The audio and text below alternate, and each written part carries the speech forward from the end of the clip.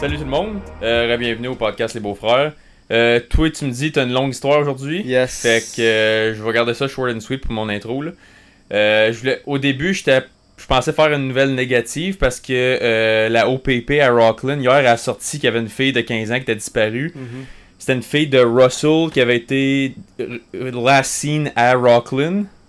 Puis finalement, aujourd'hui, elle a été retrouvée. Fait que, comme je l'ai vu genre 1 heure avant qu'on filme. Fait que. Ouais, fait que je m'allais faire une alerte, mais finalement, elle a été retrouvée, fait que tant mieux. Fille de 15 ans. Puis, ouais, à Rockland. J'avais vu aussi.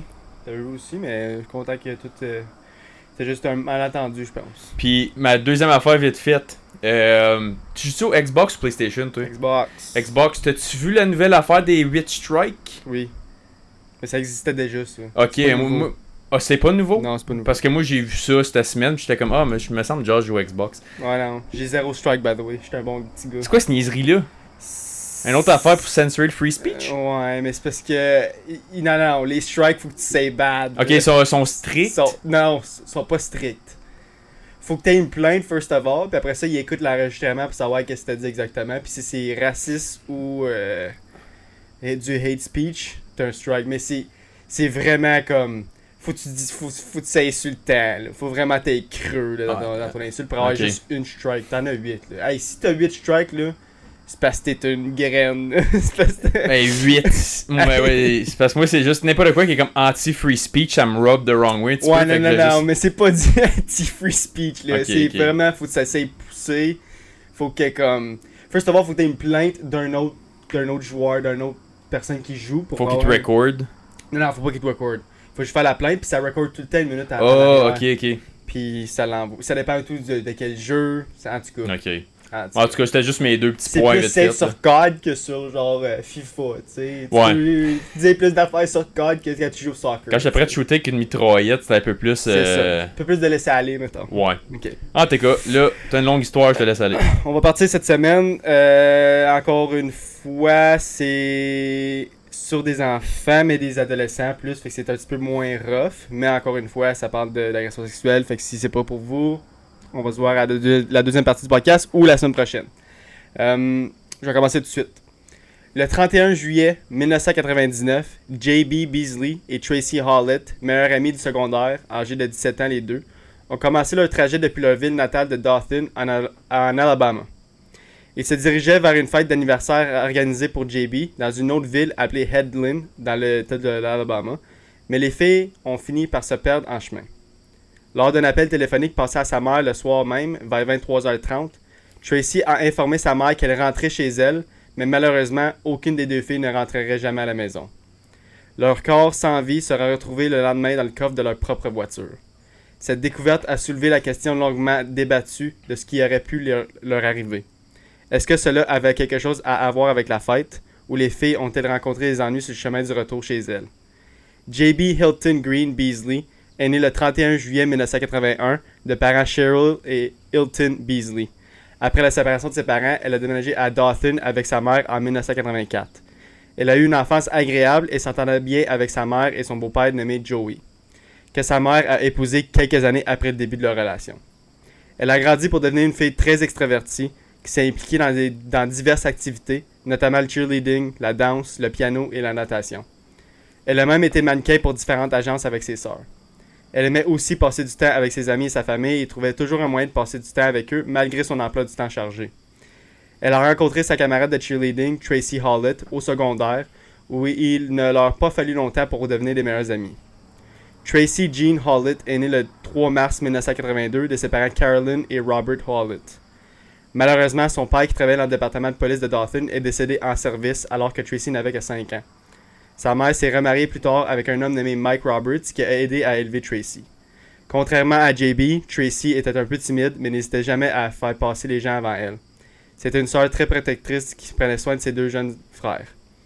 Le 1er juillet 1999, vers 22h05, JB et Tracy ont quitté Dothan dans la Mazda 929 noire 1993 de JB pour assister à une fête organisée en l'honneur de JB dans la ville de Headland à quelques kilomètres, au nord de leur ville natale. Cependant, les jeunes filles ne connaissaient pas la route menant à leur destination et se sont donc vite retrouvées en difficulté. Quelques minutes après avoir commencé leur voyage depuis leur ville natale, ils se sont perdus. Vers 22h30, JB et Tracy se sont arrêtés dans une station-service à Headland pour chercher leur chemin. À l'aide de téléphone public dans cette station-service, ils ont appelé leurs amis pour obtenir de meilleures indications pour se rendre à la fête. Après l'appel, les deux amis sont remontés dans la voiture et ont continué à conduire, mais se sont finalement retrouvés dans la ville d'Ozark, à environ 38 km au nord-ouest de Headland. Fait qu'ils sont vraiment perdus. Puis faut pas oublier qu'on est en 1999, fait qu'il n'y a pas de GPS. Pas de GPS, pas de Kodak. Fait que peut-être que il y avait une map, mais tu sais, le monde s'attulait des maps. Ouais. On sait pas trop, hein. Réalisant qu'elles ne comprenaient toujours pas les directions pour se rendre à la fête, les filles se sont arrêtées dans un magasin appelé Big Little Store vers 23h30. Même si le magasin était déjà fermé à ce moment-là, Tracy a appelé sa mère depuis le téléphone public du magasin qui se trouvait à l'extérieur. Elle a raconté à sa mère comment elle s'était perdue et que les deux filles prévoyaient maintenant de simplement rentrer à la maison. Au même moment, une femme nommée Marilyn Merritt et sa fille se sont arrêtées à la station-service pour acheter un breuvage. Les filles lui ont alors demandé son chemin pour retourner à Dothan. Marilyn essaya d'expliquer le chemin du mieux qu'elle pouvait et les jeunes filles semblèrent comprendre. Marilyn dira plus tard qu'elle avait remarqué que les filles avaient l'air gentilles et polies avec une voiture propre. Marilyn se souvient avoir vu les filles sortir du parking et tourner à droite comme elle l'avait indiqué. Comme je l'ai dit précédemment, malheureusement, JB et Tracy ne sont jamais rentrés chez eux. Le lendemain matin, le 1er août 1999, vers 8h, la mère de Tracy a appelé la police pour signaler la disparition de sa fille. Il n'a pas fallu longtemps à la police pour trouver un premier indice à l'endroit où se trouvaient les jeunes filles. La police a réussi à localiser la voiture de JB qui était garée sur le bord d'une route à Ozark. Le plus bizarre, c'est que malgré le plein d'essence la veille, le réservoir était presque vide. La voiture était également très boueuse avec la vitre côté conducteur partiellement baissée, mais toutes les portes étaient verrouillées. Faut oublier que la fille qui l'a vue aux stations de gaz, elle a dit que la voiture était vraiment propre la journée d'avant. Cependant, la police n'a trouvé aucun signe d'entrée forcée dans le véhicule. À l'intérieur de la voiture, le permis de conduire de JB se trouvait sur le tableau de bord. Les sacs à main des deux filles étaient toujours dans la voiture avec leur argent. Le seul objet manquant connu était les clés de voiture de JB. Une empreinte palmaire a été retrouvée sur le couvercle du coffre verrouillé, ce qui a donné à la police le sentiment que quelque chose était caché à l'intérieur. En évaluant les lieux, la police a émis l'hypothèse que le coffre verrouillé pourrait leur fournir des indices importants, mais que sans les clés, ils ne pourraient pas ouvrir le coffre. Il leur a fallu 6 longues heures pour découvrir qu'ils pouvaient ouvrir le coffre de la voiture à l'aide d'un loquet à l'intérieur sans avoir besoin de la clé ni d'un serrurier. 6 heures. C'est long. En ouvrant le coffre, la police a fait une horrible découverte. Les corps sans vie des deux filles étaient entassés à l'intérieur. Les deux filles étaient entièrement habillées, mais leurs pantalons étaient souillés à partir de la taille. Les deux filles avaient reçu une balle dans la tête. Tracy avait une douille de 9 mm sur la jambe, des égratignures sur le bras et des épines sur son jeans. Quand je dis une douille de 9 mm, c'est juste comme... c'est juste le kill shaking là, qui est surréel. Genre. Les vêtements de JB, en revanche, étaient boueux et sales. En particulier ses chaussures nouvellement achetées la veille. Bien que les autorités aient conclu que les deux adolescentes avaient été tuées lors d'une exécution, elles avaient très probablement été tuées à l'intérieur du coffre. Fait qu'ils ont dit, monte dans le coffre, couchez-vous, puis le faites là, puis il a fermé le coffre. Genre. Même avec les égratignures puis tout, ils ont dû savoir assez de se débattre par le temps qu'ils se rendent au coffre. On va en parler. Parfait. Bien que les enquêteurs aient considéré le vol comme un mobile possible dans la phase initiale de l'enquête, cela a été rapidement écarté après avoir confirmé que non seulement les sacs à main des deux jeunes filles étaient toujours à l'intérieur de la voiture, mais que leurs bijoux, leur argent et leur carte de crédit étaient également intacts et toujours à l'intérieur de leur sac à main. Les autopsies ont confirmé plus tard qu'il n'y avait aucune trace d'alcool ou de drogue dans leurs organismes. Le rapport suggérait également qu'aucune des deux filles n'avait été agressée sexuellement. Cela exclut la possibilité que le crime ait une motivation sexuelle. Cependant, plus de 2 mois plus tard, le laboratoire criminel de l'État a publié un rapport indiquant qu'il y avait des traces de sperme inconnues sur la culotte et la peau de JB. Je sais pas pourquoi il y avait des informations erronées dans le rapport initial, puis je sais pas pourquoi ils ont dit qu'il y avait aucune agression sexuelle au début, quand il y avait clairement du sperme sur elle. C'est clairement une agression. Je comprends pas, j'ai essayé de fouiller, je sais pas pourquoi. Et les puis ils ont jamais dit comme pourquoi qu'il avait manqué. Yark. L'empreinte palmaire retrouvée sur le couvercle du coffre est également restée non identifiée. En l'absence de correspondance dans le système et de personnes avec qui comparer leurs preuves, les autorités se sont retrouvées dans une impasse.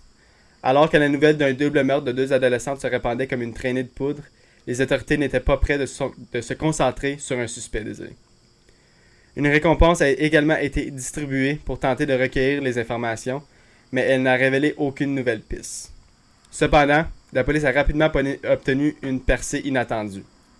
Le 1er septembre, exactement un mois après la découverte des corps, Johnny William Barentine, 28 ans, résident de longue date d'Ozark, est entré dans le département de police d'Ozark pour raconter une histoire assez bizarre. Il a affirmé avoir été témoin du double homicide très médiatisé des adolescentes. Johnny a déclaré à la police qu'à la nuit des meurtres, à peu près au même moment où Tracy appelait sa mère depuis le téléphone public du Big Little Store, il était sorti acheter du lait pour son fils de 2 ans. Il a affirmé que pendant son absence, il avait été témoin de cet acte horrible. Il a déclaré qu'il était rentré chez lui à 1h du matin, visiblement bouleversé, et qu'il avait dit à sa femme qu'il avait été heurté par un camion noir. Dans les jours qui ont suivi le meurtre de la jeune fille, lorsqu'il a partagé l'information avec certains de ses amis l'ont convaincu qu'il devrait s'adresser à la police avec cette information, car elle pouvait être liée au meurtre de Tracy et JB, ce qui aiderait non seulement la police à résoudre l'affaire, mais pourrait également lui rapporter la récompense. Fait troublant, au cours des 4 heures d'entretien avec la police d'Ozark, Johnny a changé son histoire. Combien de fois tu penses? En 2 heures? En 4 heures. En 4 heures, excuse. 4. 6 fois. Selon Tony Spivey, chef de la police d'Ozark, Johnny a d'abord déclaré que la nuit des meurtres, il avait vu un camion noir s'éloigner à toute vitesse de la zone où les jeunes filles avaient été retrouvées, mais à mesure que l'interview se poursuivait, son histoire a continué d'évoluer et de changer. Finalement, il a affirmé qu'il avait croisé un homme tatoué qu'il ne connaissait pas et que les deux sont passés devant le Big Little Store. Il a en outre affirmé que l'homme à qui il avait donné une ride était monté dans une voiture avec 2 filles que Johnny a identifiées comme étant les adolescentes décédées de Dothan. Il a déclaré qu'il s'était rendu sur Herring Avenue où l'homme avait forcé les filles à sortir de la voiture. Une bagarre a éclaté entre l'homme et les filles alors qu'ils tentaient de s'enfuir. Après les avoir placées dans le coffre, Johnny a déclaré avoir vu quelque chose dans la main de l'homme avant d'entendre 2 coups de feu, et lorsque l'homme est revenu, Johnny l'a de nouveau reconduit hors des lieux, puis est rentré chez lui. Qu'est-ce que tu parles de son histoire? T'as un petit gros plein de marde. Il a dit qu'il a pick up un gars, nowhere, tatoué, qui a donné une ride au Big Little Store, puis rendu au Big Little Store, le gars il est rentré dans la voiture, ils sont partis, il les a suivis, puis quand il les a suivis, il les a vus tuer, puis le gars il est revenu dans le char, puis ils sont partis, puis il a donné une ride back à chez lui, puis il est rentré après. Connais pas le gars, connais pas les filles. Connais pas le gars, connais pas les filles, connais pas pourquoi, il a pas posé de questions sans crisser. Lui il fait juste donner des rides. rides. Ça c'est son histoire. Hey ça là. Ça c'est le bout. Hey ça c'est le cas. Ça c'est aussi pire que ton prêtre électricien là. Oh ouais, c'est bottom of the barrel. J'en reviens pas qu'il pensait que c'était pas marché son histoire. Dans quel monde que il y a un meurtre, un mois plus tard, là qu'il y a une récompense, je vais te le dire, moi j'ai tout vu. J'ai tout vu. J'ai même été genre complice, mais je le connais pas, fait que comme si j'étais juste un bon yard pis donner des rides. Pas complice, ouais. C'est juste donner une ride, tu sais. Moi je l'ai amené au magasin, et puis comme whatever happened, t'sais. Moi j'ai pas rapport là-dedans. J'ai pas rapport là-dedans. T'es un cave. Je me sentais mal, fait que je suis venu dire un mois plus tard, mais tu sais, je veux la récompense par exemple. By the way, pis comme pas de conséquences, parce que... Dans une autre version, Johnny a avoué aux enquêteurs qu'il connaissait l'homme qu'il avait emmené et conduit et qu'il avait identifié comme étant son voisin. Là, il le connaît. Son voisin. Ouais, son voisin en plus. Complete stranger il reste au bord de la clôture. C'est ça. Chose alarmante, Johnny lui-même vivait à moins de 2 km de l'endroit où la police a découvert les corps. La police n'a évidemment pas cru à son histoire, le désignant comme le principal suspect du double meurtre. La police d'Ozark a arrêté Johnny Barentine sur place, l'accusant de 2 chefs de meurtre paisibles de la peine maximale. Mais ces histoires posaient plusieurs problèmes. Johnny n'a jamais mentionné une activité sexuelle qui expliquerait le sperme trouvé sur JB. Un autre problème était que le voisin qui l'accusait avait un solide alibi pour la soirée. Fait que c'était aucunement lui, genre. C'était de la bullshit. Juste après son arrestation, Johnny a immédiatement admis qu'il avait fabriqué toutes ces histoires afin de récupérer l'argent de la récompense. Cependant, la police de l'époque pensait avoir arrêté la bonne personne. Lors de l'audience préliminaire du 21 septembre, l'agent du bureau d'enquête de l'Alabama, Charlie Huggins, a déclaré que Johnny était capable de décrire les vêtements des jeunes filles et d'autres objets compatibles avec le crime, suggérant qu'il était présent sur les lieux. Depuis son arrestation, Johnny a été détenu sans caution dans la prison de comté du Dale à Ozark. Lors d'une audience de caution le 18 octobre 1999, Johnny a nié à toutes les implications dans les meurtres, avouant au juge qu'il n'avait jamais ramassé un homme tatoué et qu'il n'avait absolument rien vu la nuit des meurtres. Il a déclaré qu'il s'était simplement rendu à la station-service vers 23h pour chercher du lait pour son petit garçon, où il avait ensuite fabriqué toutes ces histoires dans l'espoir de réclamer l'argent de la récompense, comme j'ai déjà dit.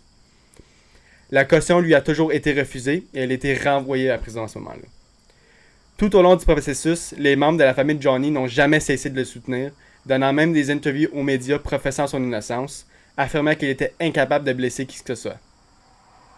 L'avocat de Johnny, Bill Kimmins, a également soutenu que son client n'était pas responsable des doubles meurtres en disant que les 4 heures d'interrogatoire continu ont eu des conséquences néfastes sur Johnny, qui s'était enveloppé dans ce gâchis de mensonges. Comme il était trop tard pour virer de bord quand il est arrivé, puis 4 heures, ça peut être long. Oui. Lors de son interrogatoire par la police, on ne lui a jamais dit qu'il pouvait aller aux toilettes ou qu'il était libre de sortir quand il souhaitait.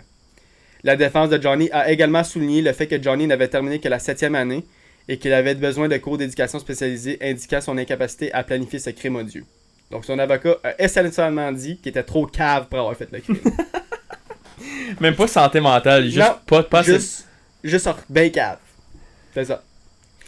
Johnny a finalement été libéré de prison le 17 décembre 1999 après qu'il ait révélé que l'ADN de Johnny ne correspondait pas au sperme trouvé sur JB. Okay. En janvier 2000, un grand jury du comté de Dale a refusé d'inculper Johnny et l'a innocenté comme suspect dans ce double meurtre. Fait qu'il a été relâché à cause, comme sous caution, à cause que le sperme il matchait pas. Puis après ça a été devant le grand jury, puis le grand jury a dit que c'est ça. Il n'y a aucune preuve qu'il le lit. C'est clair que c'est juste lui qui voulait comme il voulait la récompense, c'est clair. Avec ce que tu me dis là, je suis d'accord avec le jury en ce moment. Si ça aurait été son sperme, écoute, lock that shit up, mais comme il y a... T'as pas d'ADN, puis... Il n'y a aucun lien, genre. Non. Après que Johnny ait été lavé de tout soupçon, l'enquête a connu un gros revers. Les méthodes utilisées par les enquêteurs ont également été critiquées. Les gens ont commencé à dire que la police d'Ozark était incapable de traiter l'affaire. Cependant, la police avait encore un suspect potentiel sur son radar. L'un des suspects les plus viables était un homme du Michigan qui participait à une fête la nuit des meurtres, près de l'endroit où la voiture de JB a été retrouvée. Les enquêteurs ont découvert que l'homme, qui n'a pas été nommé publiquement, a quitté la ville quelques jours après les meurtres. La police s'est même rendue au Michigan à 3 reprises pour l'interroger, parce que le Michigan c'est loin de l'Alabama. Il était dur avec lui parce qu'il ne pouvait pas expliquer 3 heures de son temps la nuit des meurtres et qu'il avait ensuite fait des déclarations suspectes aux gens. Cependant, la police a refusé de donner plus de détails sur les déclarations présumées et a ensuite été exclue de la liste des suspects car, encore une fois, son ADN ne correspondait pas au sperme trouvé sur JB. Fait qu'ils ont testé son ADN, ça matchait pas, ils l'ont enlevé de la liste. Une autre piste importante que la police poursuivait au cours de la phase initiale de l'enquête était le conducteur d'une petite camionnette blanche. Une caméra de surveillance à l'intérieur du Big Little Store a capturé une image granuleuse et de mauvaise qualité de ce qui semblait être un petit camion blanc à la pompe à essence au même moment où JB et Tracy étaient au téléphone public et appelaient la mère de Tracy. Malheureusement, aucune trace numérique n'a pu être retracée, car il n'y avait aucune trace d'un achat d'essence à la pompe à ce moment-là. Fait qu'il y a un truck blanc qui s'est parké à la station-service où que faut que tu mettes du gaz, mais il a jamais mis du gaz, puis il a juste crissé son camp. Fait qu'il a jamais sorti, ils ont jamais vu rien, genre. Qui est un peu suspect. Il a tout le temps resté dans le truck? Il est resté dans le truck, il est arrivé, il s'est parké pour mettre de l'essence, il a jamais sorti, il a jamais mis d'essence, puis il est reparti, genre. Après que les filles sont reparties aussi. Peut-être qu'il n'y avait pas de cash. Peut-être. Tu sais jamais, tu sais rien. Genre, c'est right? ça. Tu sais tu pas, peux là, pas assumer des affaires par rapport à ça, que tu l'as pas vu rien faire non plus. Là, c'est peut-être juste... wrong place, wrong time. Ouais. La vidéo ne montre jamais personne monter ou descendre du camion, comme j'ai dit. Après avoir diffusé une photo du camion aux médias, la police a exhorté le public à fournir toute information. Malgré les efforts de la police, le conducteur et le camion ont disparu dans les airs tandis que la piste s'éloignait. À ce jour, il n'y a jamais eu aucune piste reliée au truck. Okay. La dernière piste pour les enquêteurs était un homme du Mississippi. La police a déclaré que l'homme extradé avait été arrêté en vertu d'un mandat d'arrêt non exécuté pour possession d'accessoires liés à la drogue émis à Ozark. Fait qu'il a été arrêté au Mississippi en connexion avec un drug-related case qui est arrivé à Ozark. Okay. L'homme résidait chez des proches à Ozark, mais est parti 2 jours après les meurtres. Les enquêteurs ont voulu l'interroger dans le cadre de cette affaire, mais après l'interrogatoire et tout le reste, aucune information significative n'est ressortie à la lumière de cette piste. Fait qu'encore une fois, dead end. Sans aucune preuve, les enquêteurs ont été contraints de le laisser partir. En mars 2000, une femme a appelé la police et a déclaré avoir entendu des cris et 2 coups de feu juste à l'intérieur des limites de la ville la nuit des meurtres. Fait que quasiment un an plus tard. Qui s'attendait, la bonne femme? C'est bon. Lorsqu'on lui a demandé pourquoi elle ne s'était pas manifestée plus tôt, elle a affirmé qu'elle avait peur de s'impliquer et qu'elle pensait que le simple fait d'entendre les coups de feu n'aiderait pas vraiment parce qu'elle n'avait jamais rien vu, genre. Ok, je peux comprendre, mais still, t'appelles pour le dire. Là. Surtout si c'est un double meurtre. Pas fort. Pas fort. Sur la base de sa description, la police a fouillé minutieusement la zone et a découvert une balle de 9 mm du même type que celle utilisée pour tuer les filles. Mais malheureusement, le nom de la marque de la balle ne correspondait pas à la marque de la douille trouvée sur le corps de Tracy. Ok. Fait que c'est non relié. Fait qu'ils ont juste trouvé une balle. Random balle. Random balle. USA. Ouais. De plus, la balle inutilisée ne portait aucun marquage permettant une comparaison médico-légale avec d'autres preuves de l'affaire, ce qui constitue encore une fois une impasse pour les enquêteurs. Bien que plusieurs pistes au fil des années se soient révélées, sans résultat, et même si l'affaire est devenue froide, la police n'a jamais perdu espoir dans la recherche d'une correspondance ADN. Puis, des années plus tard, un autre rebondissement dans l'affaire a ajouté une autre couche au mystère passionnant. Là, je vais vous dire une partie. Je vais vous dire d'avance, c'est de la petite bullshit. Je vais pas vous mélanger, mais je vais juste vous le dire parce que ça fait partie de l'histoire. Ça a sorti. Ok, ça a sorti. C'est de la grosse bullshit, ça fait aucun sens. Je vais le dire pareil parce que c'est pertinent. Okay.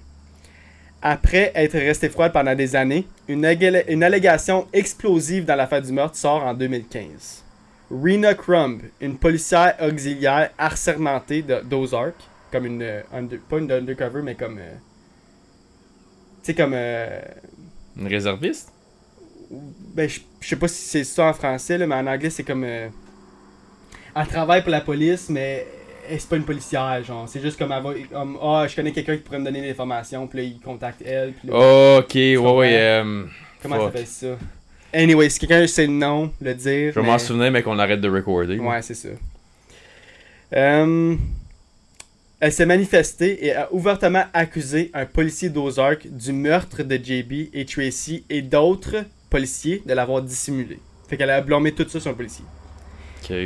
Rena a allégué que dans la nuit du 31 juillet 1999, un policier a arrêté JB pour lui demander où se trouvaient certaines cassettes contenant des conversations enregistrées. Selon Rena, ces enregistrements auraient pu incriminer les policiers d'Ozark concernant le commerce illégal de distribution de cocaïne et les profits qu'il engendrait. L'incident a ensuite dégénéré en meurtre de 2 adolescentes innocentes. Pourquoi que les filles avaient des tapes, je sais pas. Ça fait aucun sens. Ça fait encore moins sens quand je vais dire les autres informations. Ok. Rena a en tout affirmé qu'elle avait été menacée par plusieurs agents des forces de l'ordre qui connaissaient l'identité du meurtrier et l'avaient dissimulé en se débarrassant des preuves. Rena a nommé 3 hommes, Gary Butch, Rex Tipton et Eddie Anderson, les accusant de l'avoir harcelé et menacé. Elle est allée jusqu'à dire que le chef de la police de l'époque, Tony Spivey, que j'avais déjà parlé du début, qui avait mené l'enquête initiale, avait également contribué à dissimuler les meurtres. Fait qu'elle a accusé tout le monde, genre. Puis lui, il a tout mis ça en dessous du tapis. Que lui, il a tout mis ça en dessous du tapis, ouais.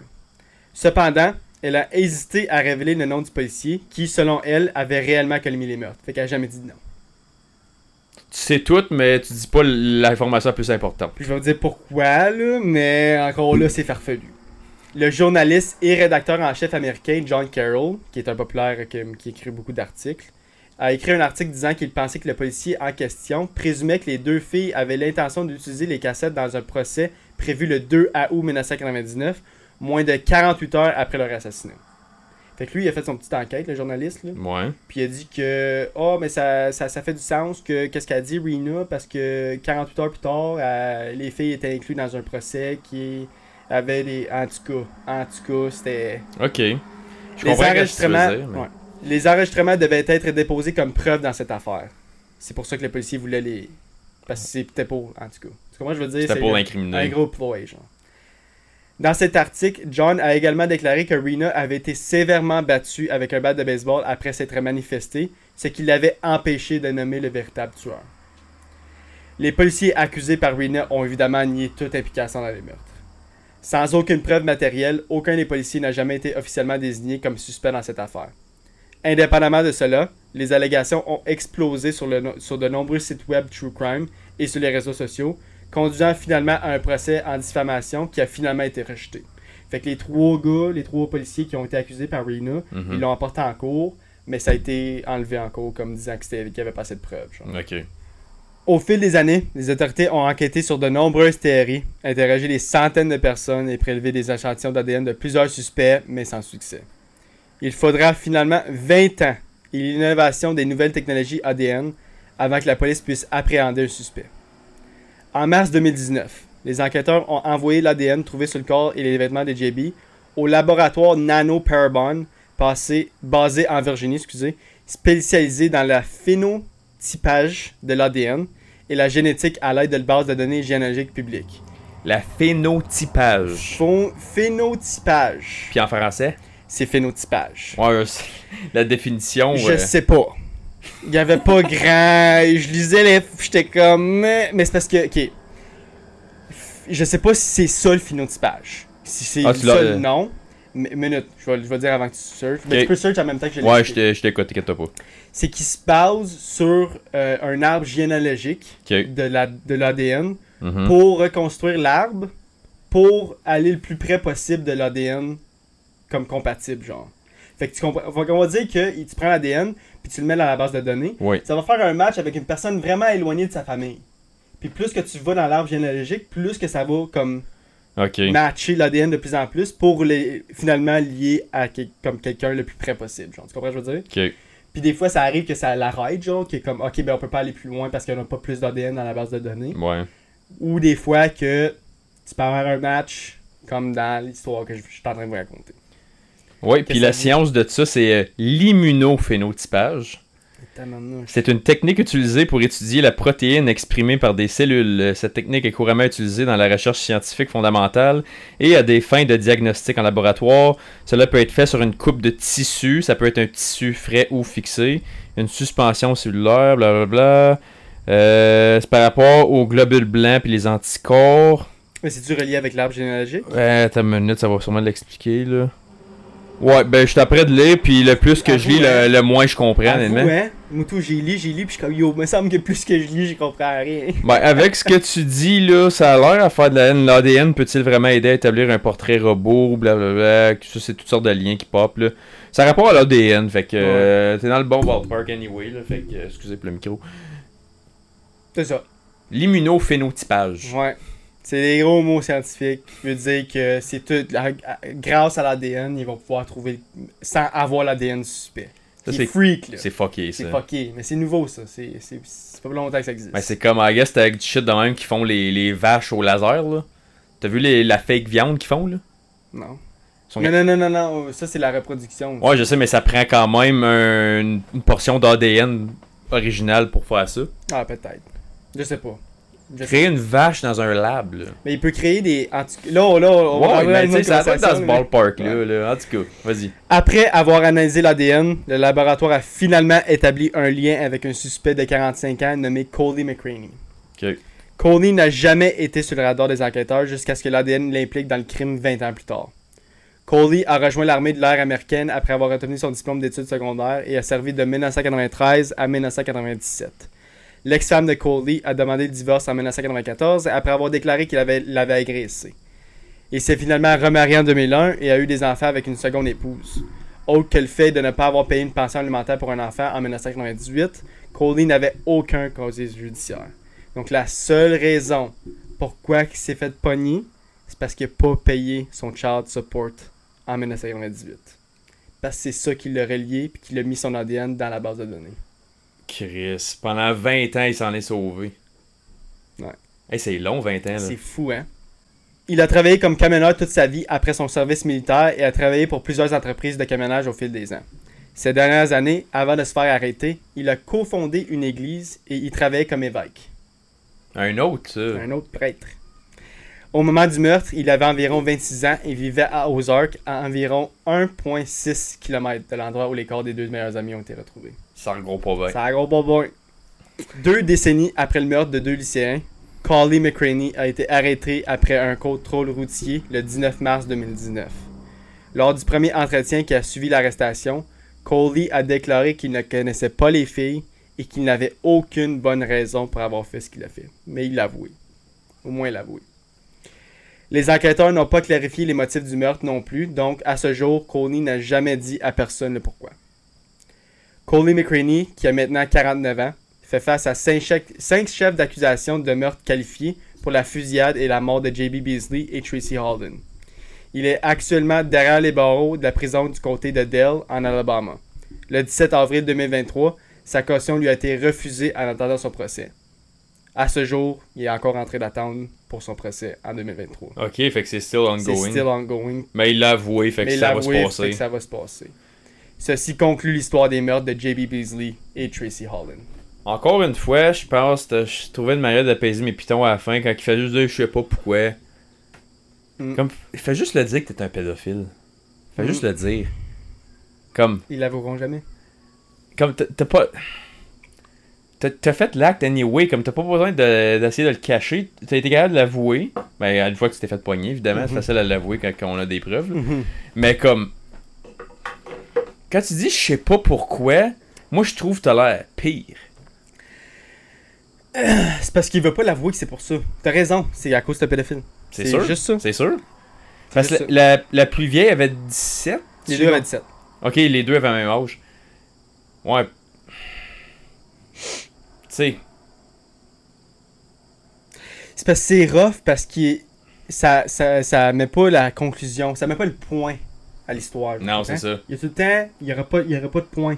Peut-être que ça va sûrement ressortir au procès, peut-être qu'il le dit pas, à cause que la défense va l'utiliser dans le procès. Ça, peut-être. C'est sûr. Mais si jamais ça ressort, si jamais je vois que le procès sort puis que finalement il a dit la raison, je vais en discuter puis je vais le dire dans un des prochains podcasts. Mais c'est vrai que moi tout, je suis d'accord avec toi, c'est un dick move, je trouve pas ça correct qu'il dit pas, tu sais, mais c'est un pédophile, t'expectes quoi d'un pédophile? C'est vrai. It is what it is. Rapace. Une rapace va tout le temps être une rapace. Fait que si on est capable de reconstruire l'histoire, pas pire, le gars, il a tiré les deux, puis après, il les a agressés. Il dit pas. Il dit pas ce qui s'est passé. Mais avec les preuves, à cause de la guerre, c'est trop longtemps passé. Ils ont pas Tout été ce que la capables. police sait exactement, non. Ils savent pas vraiment si l'acte sexuel s'est passé à... Non. Avant ou après la mort. Je vais retracer. Retracer? Ouais. Reculer. Anyways. Je vais reculer, puis je vais dire que Récapitule. moi, je pense que ça s'est passé avant les meurtres, l'agression sexuelle, à cause que c'était execution style, puis il les a fait montrer dans le coffre, il les a tirés, puis moi, je pense qu'il a juste fermé le coffre après, genre. Je pense que l'acte avait déjà été fait. C'est ça qui a fait les marques, I guess. C'est ça qui a fait les marques, sûrement. Parce que c'est juste elle qui n'avait. Tandis que l'autre. C'est peut-être que. Il a juste agressé une des. Il a sûrement agressé juste une des deux ou. Celle de son goût. Là, Celle de son goût, I guess. Là. C'est dur à dire. Là. C'est dur à dire ça de même, là, mais je pense que c'est ça. Là. Ben, il y en avait juste une qui avait des égratignures. Ouais. Ça doit être ça. Ou peut-être qu'il a tiré une first.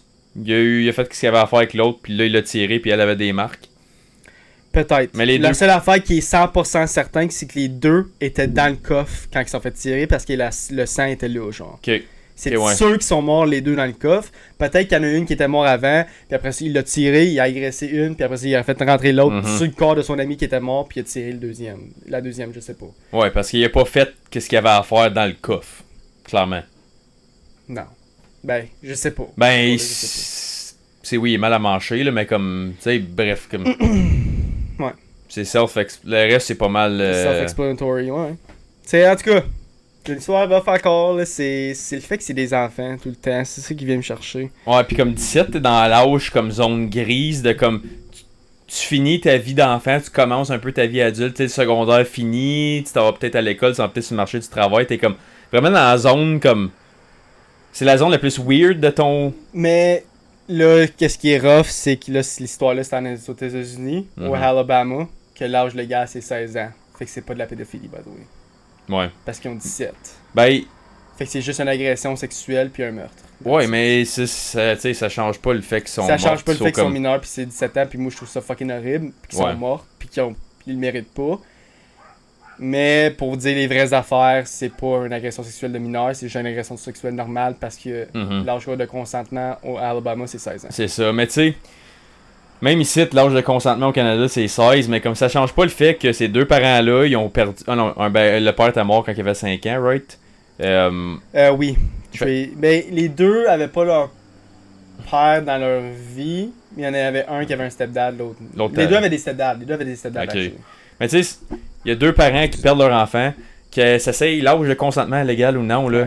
Les parents sont calissent, Ouais, là. Les filles sont mortes. Qu'il y ait 18, qu'il y ait 12, qu'il y ait 24, sont mortes. Fait que tu sais, l'âge de consentement là-dedans, comme elle vient un peu par la fenêtre, c'est plus pour le tueur, ça, que ça s'applique. Les autres, là, on s'en calisse, là. Yeah. Les filles se sont faites violer, tuer, that's it. C'est comme l'âge n'a pas vraiment tant rapport à ce point-là. C'est juste.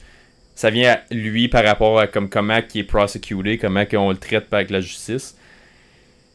Puis il était 1 an off. Puis lui, honnêtement, il a pas analysé ça. Là. Il a pas checké leur ID avant de faire ce qu'il avait à faire. Là. Il a fait ça dans le moment. Là. S'en crissait de leur âge. Là. Ça crissait. Fait que tu sais, ça le met quasiment dans une zone grise pédophile ou non, parce qu'il n'y a pas de preuve d'antécédent avec d'autres jeunes ou whatever. Fait que tu sais, même avec ça, je suis pas nécessairement prêt à le mettre 100% comme pédophile.